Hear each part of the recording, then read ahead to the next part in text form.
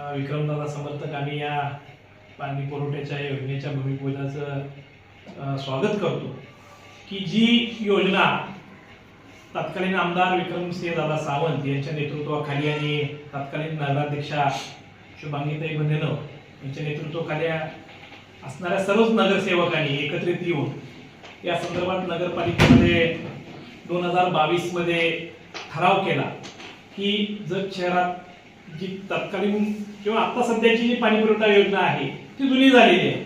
नवीन पाणी पुरवठा योजना भविष्याचा 30 वर्षाचा वेध घेऊन तयार करणं गरजेचं आहे आणि त्या अनुषंगानं नगरपालिकेमध्ये त्याचा ठराव झाला.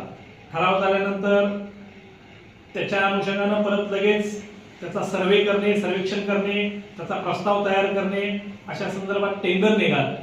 त्या टेंडरलाही तांत्रिक मान्यता, प्रशासकीय मान्यता मिळाली आणि इन्फ्रा प्लॅन कोल्हापूर यांना ते टेंडर मिळालं.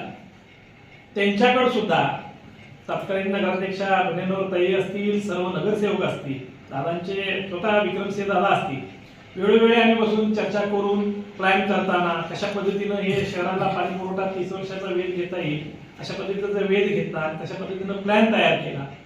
तो प्लॅन तयार केला, तो प्रस्ताव तयार केला. हा प्रस्ताव तयार केला आणि त्या पद्धतीनं शासन मान्यतेसाठी किंवा पुढील तांत्रिक मान्यता असेल, प्रशासकीय मान्यतेसाठी आम्ही प्रस्ताव सादर केला.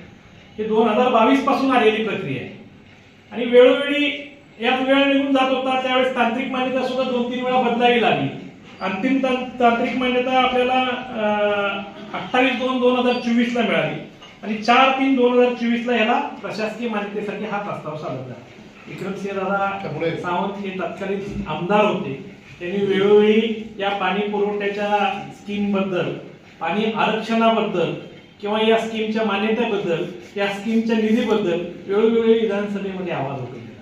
विधानसभेमध्ये नुसता आवाज उठवलेला नाही तर तत्कालीन जलसंपदा मंत्री असतील, पाणी पुरवठा मंत्री असतील यांच्याकडे स्वतः जात होते. त्यात वेळोवेळी त्याच्या बैठका झालेल्या आहेत आणि त्या बैठकांमध्ये पाणी आरक्षणाला मान्यता घेतलेली आहे. मग खऱ्या अर्थाने या योजनेला गती मिळाली आणि या योजनेला अंतिम रूप मिळालं ते विक्रमसिंह दादांच्या काळातच मिळालं आणि त्यावेळेस ज्या योजनेला मान्यता मिळाली, टेंडर प्रोसेस चालू झाली आणि नेमकी त्याच दरम्यान आपल्याला आचारसंहिता किंवा निवडणुकीला सामोरं जावं लागलं.